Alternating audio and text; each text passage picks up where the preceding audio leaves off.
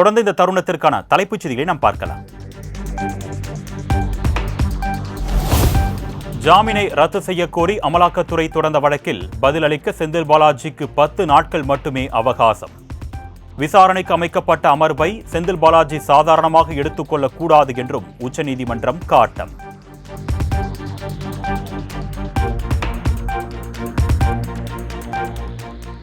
தமிழக தலைமை தேர்தல் அதிகாரி அர்ச்சனா பட்நாயக் தலைமையில் அனைத்துக் கட்சி கூட்டம். தேர்தல் தொடர்பான பிரச்சினைகளுக்கு தீர்வு காணும் விதமாக ஆலோசனை.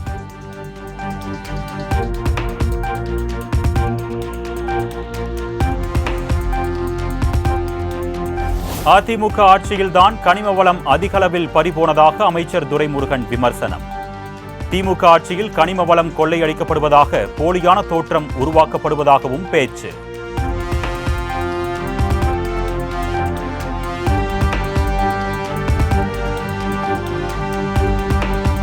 தமிழகம் வந்த அண்டை மாநில முதலமைச்சர்களுடன் நதிநீர் பிரச்சினை தொடர்பாக பேசாதது ஏன் என்று பேரவையில் எதிர்க்கட்சித் தலைவர் எடப்பாடி பழனிசாமி கேள்வி. நதிநீர் பிரச்சினைக்கு தமிழக அரசு விரைந்து தீர்வு காண வேண்டும் என்றும் வலியுறுத்தல்.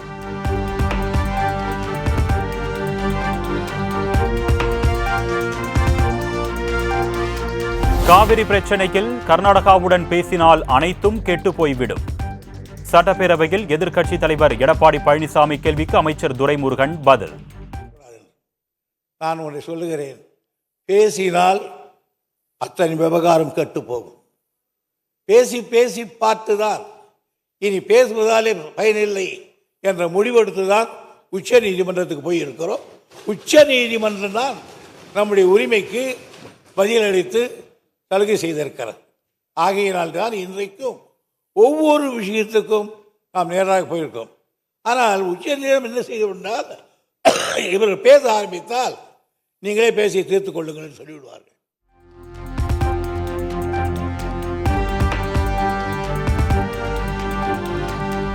தமிழகத்தின் அனுமதியின்றி மேகதாதுவில் எந்த கொம்பனாலும் அணை கட்ட முடியாது.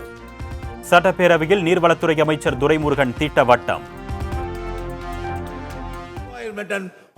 போனோம், அது அங்கேயும் பாஸ் ஆச்சுன்னா அதுக்கப்புறம் ரிசர்வ் அத்தாரிட்டிக்கு போனோம், ரிசர்வ் அத்தாரிட்டி ட்ரிபுனலுக்கு போனோம்.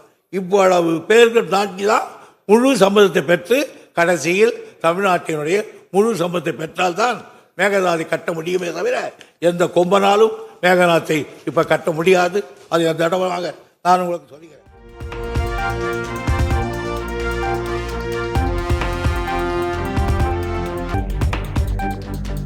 தொகுதி மறுசீரமைப்பை 25 ஆண்டுகளுக்கு ஒத்திவைப்பதாக நாடாளுமன்றத்தில் பிரதமர் மோடி அறிவிக்க வேண்டும் என்று முதலமைச்சர் மு.க.ஸ்டாலின் வலியுறுத்தல். தமிழக எம்பிக்களுடன் பிரதமரை சந்திக்க முடிவு செய்திருப்பதாகவும் சட்டப்பேரவையில் தகவல். 2026 மேலும் 30 ஆண்டுகளுக்கு நீடிக்கப்படும் வேண்டும் என்றும் பிரதமர் அவர்கள் நாடாளுமன்றத்தில் உறுதியளிக்கணும்.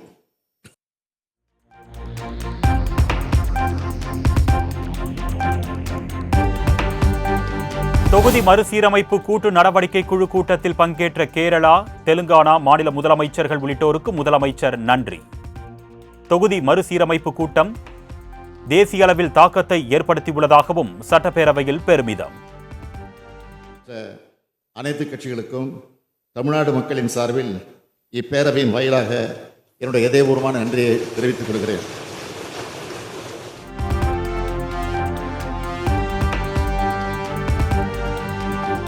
முல்லை பெரியாறு அணையை பலப்படுத்த தொடர்ந்து முட்டுக்கட்டை போடுகிறது கேரளா.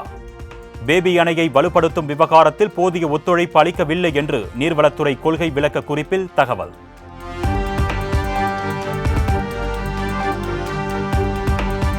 தமிழ்நாட்டின் நீர்வளத்தை பாதுகாத்து மேம்படுத்தும் வகையில் நீர்வளத்துறைக்கு 18 புதிய அறிவிப்புகள். 8 மாவட்டங்களில் அணைக்கட்டு, 4 மாவட்டங்களில் ஆறுகளின் குறுக்கே புதிய நீரொழுகிகள் உள்ளிட்டவைகளுக்கு நிதி ஒதுக்கீடு.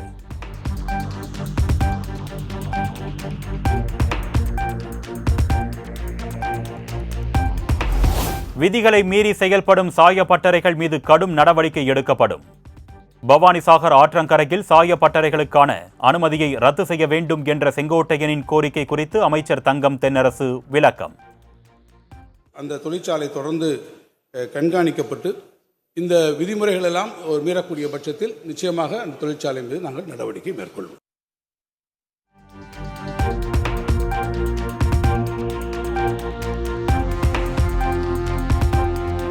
சத்துணவு பணியாளர்கள் அடுத்த ஒரு மாதத்தில் தேர்வு செய்யப்படுவார்கள் என்று அமைச்சர் கீதா ஜீவன் திட்டவட்டம். அங்கன்வாடி பணியாளர்களை தேர்வு செய்வதற்கான அரசாணை கடந்த வாரம் பிறப்பிக்கப்பட்டிருப்பதாகவும் சட்டப்பேரவையில் விளக்கம். புதிய பணியாளர்கள் எடுப்பதற்கு அரசாணை பிறப்பிக்கப்பட்டுள்ளது. அதுபோல் 8997 சத்துணவு துறையில் உள்ள சத்துணவு சமையலர்கள் எடுப்பதற்கும் அரசாணை பிறப்பிக்கப்பட்டுள்ளது. ஆகவே இன்னும் இந்த ஒரு மாதங்களுக்குள்ளாக அந்த பணிகள் புதிய பணியாளர்கள் நியமிக்கப்படுவார்கள்.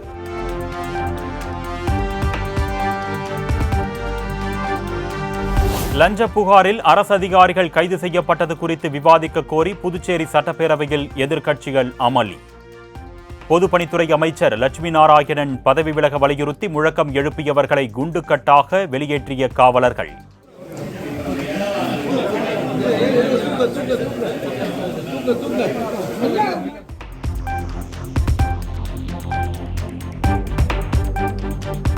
சென்னை கீழ்ப்பாக்கத்தில் உள்ள யூடியூபர் சவுக்கு சங்கரின் வீட்டிற்குள் அத்துமீறி நுழைந்து மனித மல மற்றும் கழிவுநீரை கொட்டி சென்ற மர்ம கும்பல். வீட்டையும் அடித்து நொறுக்கி சூறையாடியதால் பரபரப்பு.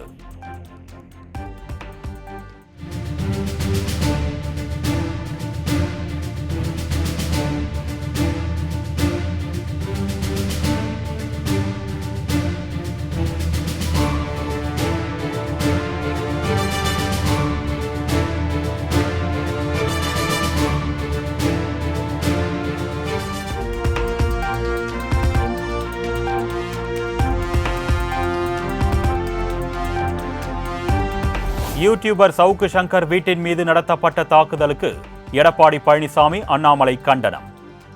ஆட்சியின் ஊழல் குறித்து பேசுபவர்களை அராஜக போக்குடன் அடக்க நினைப்பதாக குற்றச்சாட்டு.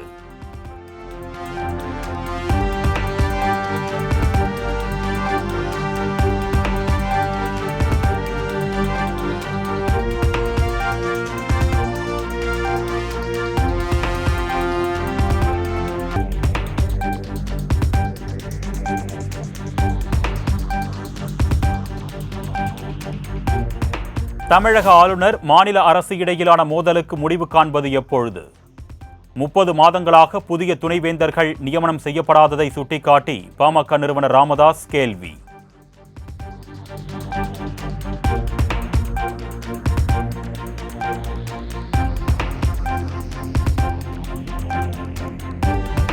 தென் மாவட்டங்களில் மாணவர்களுக்கு இடையே நிகழும் சாதி ரீதியான மோதலுக்கு போதைப்பொருள் உட்கொள்வதே காரணம்.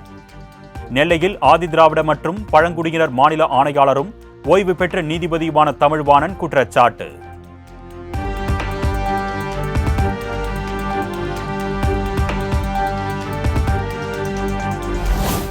நெல்லை பேட்டை ரயில் நிலையத்தில் பட்டியலின மாணவர் மீது கொடூர தாக்குதல்.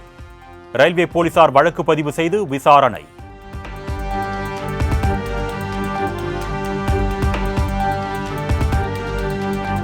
திருப்பரங்குன்றம் மலை விவகாரத்தில் சென்னையில் வேல் யாத்திரை நடத்த அனுமதி கோரிய மேல்முறையீட்டு மனு தள்ளுபடி. சென்னை உயர்நீதிமன்றம் பிறப்பித்த உத்தரவு சரியானதே என்று மனுவை தள்ளுபடி செய்தது உச்சநீதிமன்றம்.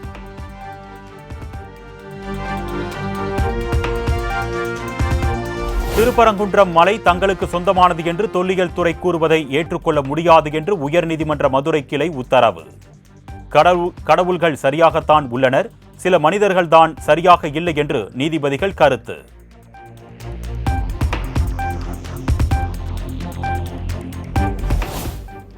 விவாகரத்து கோரி சென்னை குடும்ப நல நீதிமன்றத்தில் ஜிவி பிரகாஷ், சைந்தவி மனு தாக்கல். விசாரணை ஒத்திவைக்கப்பட்ட நிலையில் இருவரும் ஒரே காரில் புறப்பட்டு சென்றனர்.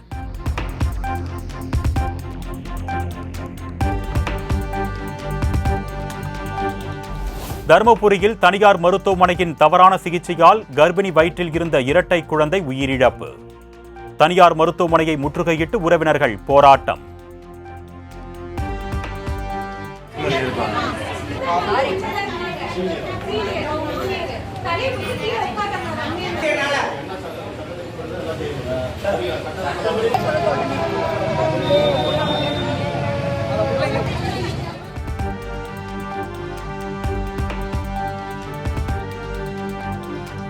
திருச்சி விமான நிலையத்தில் 5 கோடி ரூபாய் மதிப்பிலான போதைப் பொருள் பறிமுதல்.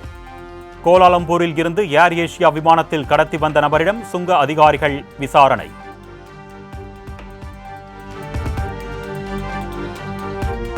பிரபல ரவுடி ஜான் கொலை வழக்கில் மேலும் ஒருவர் ஈரோடு நீதிமன்றத்தில் சரண். சேலம் கிச்சிபாளையத்தைச் சேர்ந்த கோகுல சுகவனேஸ்வரன் என்ற நபர் நடுவர் நீதிமன்றத்தில் சரணடைந்தார்.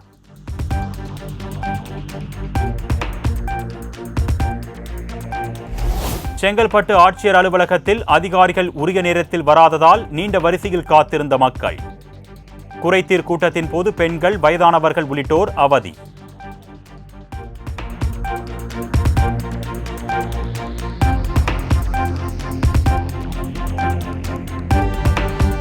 சிதம்பரம் அருகே கடற்கரையில் பெரிய பந்து போன்ற மர்ம பொருள் ஒன்று ஒதுங்கியதால் மீனவர்கள் அச்சம். போலீசார், கடலோர காவல் படையினர் மற்றும் மீன்வளத்துறை அதிகாரிகள் நேரில் ஆய்வு.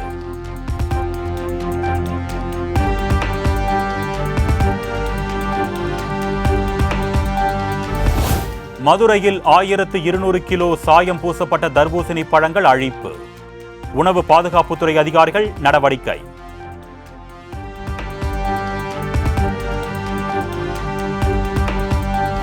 சென்னை காசிமேட்டில் மீனவர் கொட்டகையில் பயங்கர தீ விபத்து. 2 லட்சம் ரூபாய் மதிப்பிலான வலைகள் எரிந்து சாம்பல். இதே ஒரு வீடு எரிஞ்சா கூட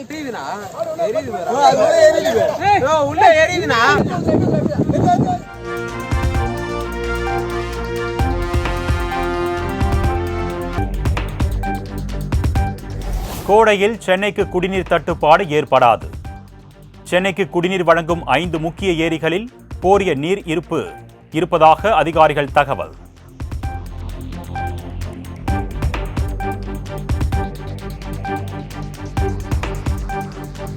மதுரை ஈச்சநேரி பகுதியில் தனிப்படை காவலர் எரித்து கொலை செய்யப்பட்ட வழக்கு. விசாரணையின் போது தாக்கியதாக ஒருவரை சுட்டுப்பிடித்த போலீசார்.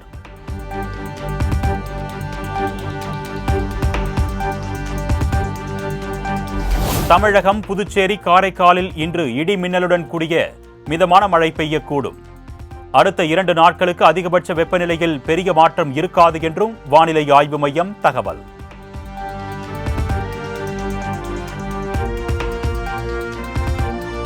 யுஜிசி வரைவு அறிக்கை RSS அமைப்பினர் பல்கலைக்கழகத்திற்குள் நுழைவதற்கு சாதகமாக இருப்பதாக ராகுல் காந்தி குற்றச்சாட்டு.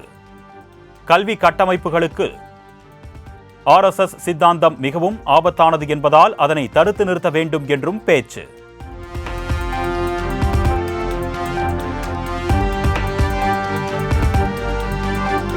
யுஜிசி வரைவு அறிக்கைக்கு எதிர்ப்பு தெரிவித்து மாணவர் அமைப்புகள் நாடாளுமன்றத்தை முற்றுகையிட முயன்றதால் பரபரப்பு. டெல்லி ஜந்தர் மந்தரில் தடுப்புகளை தாண்டி போராடிய மாணவர் அமைப்பினருக்கும் போலீசாருக்கும் இடையே தள்ளுமுள்ளு.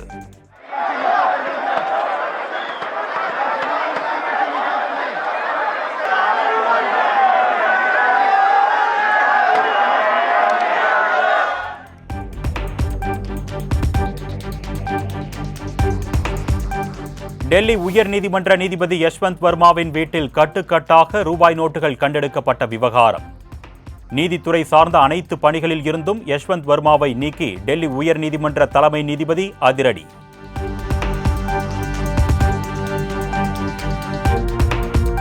நாடாளுமன்ற தேர்தலுக்கு பிறகு 6 கட்சிகளுக்கு 4300 கோடிக்கும் அதிகமான நிதி. பாஜக, தெலுங்கு தேசம், மார்க்சிஸ்ட் கம்யூனிஸ்ட் உள்ளிட்ட கட்சிகளிடம் அதிக பணம் இருப்பது ஆய்வில் தகவல்.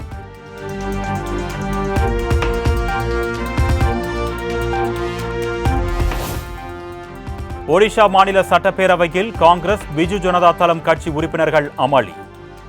பல்வேறு பிரச்சனைகளை முன்வைத்து சபாநாயகர் இருக்கை அருகே முழக்கம் எழுப்பியதால் பரபரப்பு. पुनर्बार अनुरोध करा जाउछि सेमाने निज स्थान परिग्रह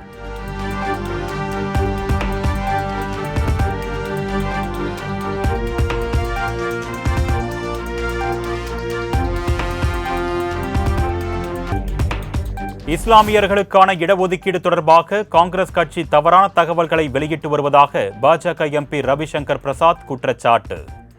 400 இடங்களை பாஜக கைப்பற்றியிருந்தால் அரசியல் அமைப்பையே மாற்றியிருப்பார்கள் என்றும் DK சிவக்குமாரின் கருத்துக்கு பதிலடி.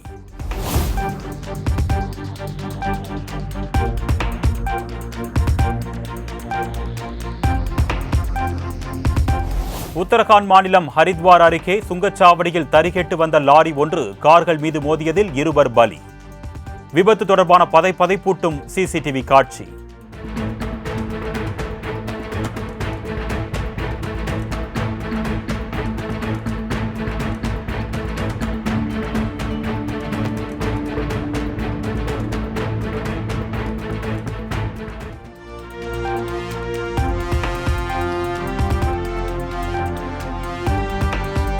மகாராஷ்டிரா மாநிலம் நாக்பூரில் அவுரங்கசீப் கல்லறை தொடர்பாக வெடித்த வன்முறையில் 40 பேர் படுகாயமடைந்த விவகாரம். வன்முறைக்கு காரணமான பாகிம் கான் என்பவரின் வீட்டை இடித்து அகற்றிய போலீசார்.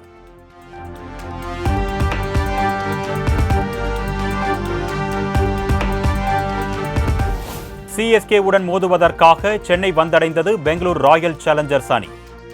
விராட் கோலி, கிருணால் பாண்டியா உள்ளிட்ட வீரர்களை கண்டதும் ரசிகர்கள் ஆரவாரம்.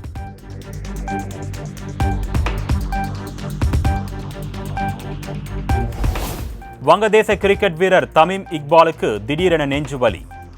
டாக்கா பிரீமியர் லீக் போட்டியில் விளையாடிக் கொண்டிருந்த போது மைதானத்திலேயே சரிந்ததால் பரபரப்பு.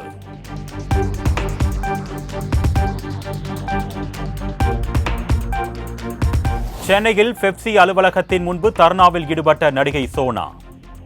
ஸ்மோக் வெப் சீரிஸ் ஹார்ட் டிஸ்கை தனது மேலாளர் தர மறுத்து 8 லட்சம் ரூபாய் ஏமாற்றியதாக குற்றச்சாட்டு. ஃபுட்டேஜ் வேணும் எனக்கு, நான் சொல்கிற மாதிரி எனக்கு வரி இல்லை, எனக்கு கொடுத்துடலாம், வாங்கிடலாம், அதுக்கப்புறம் பஞ்சாயத்து பார்த்துக்கலான்னா 1,20,000 கேட்குறான் அந்த ஹார்ட் டிஸ்க்கு. ஏற்கனவே 40,000 கொடுத்த ஒரு ஹார்ட் டிஸ்க்கு இன்னொரு 1,20,000 ரூபாய் கேட்குறான். எனக்கு சங்கர் வந்தாகணும், அடுத்தது எனக்கு ஹார்ட் டிஸ்க் வந்தாகணும், அமௌண்ட்டும் வந்தாகணும், 3 வரணும். நான் 1 வருஷம் வெயிட் பண்ணிட்டேன்.